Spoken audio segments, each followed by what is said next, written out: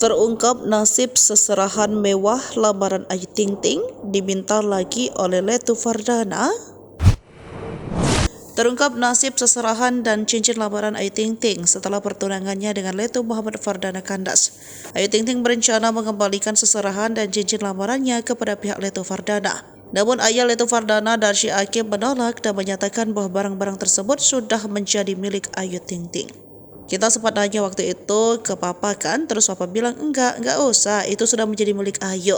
Kami tidak mau mengambilnya kembali, ujar Ayu Ting Ting dikutip dari salah satu akun YouTube Rabu 3 Juli 2024. Ayu Ting Ting menjelaskan bahwa niat awalnya memang ingin mengembalikan semua seserahan tersebut sebagai bentuk penghormatan. Namun mantan calon mertuanya menegaskan bahwa seserahan itu sudah menjadi rezeki Ayu dan miliknya. Aku sih sangat menghargai papa, tambah Ayu, menunjukkan rasa hormatnya kepada ayah Fardana. Sebelumnya Ayu juga menceritakan momen pertemuan keluarga untuk membahas pembatalan pernikahannya dengan Fardana.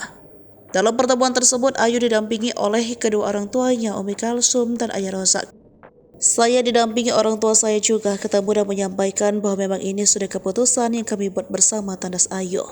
Ayu mengungkapkan bahwa keinginan untuk mengakhiri hubungan pertunangan muncul dari pihaknya, dan keputusan tersebut diterima baik oleh Fardana dan keluarga. Oh tidak dong, kan dari awal memang sudah tahu konsekuensinya seperti apa, jadi memang di sini ada hal yang sangat prinsip sekali buat saya yang tidak bisa diganggu, jelas Ayu. Membantah rumor bahwa penyebab putusnya hubungan mereka adalah karena hubungan jarak jauh. Ayu juga menegaskan bahwa keputusan ini dibuat tanpa campur tangan orang tuanya yang saat itu sudah melaksanakan ibadah haji. Saya juga menegaskan di sini tidak ada campur tangan dari orang tua saya sedikit pun, tutup Ayu. Di sisi lain, ayah Letu Fardana, Darshi Hakim, mengaku menerima keputusan tersebut dengan lapang dada. Sebagai orang tua, ia hanya bisa mendukung dan mendoakan yang terbaik untuk anaknya.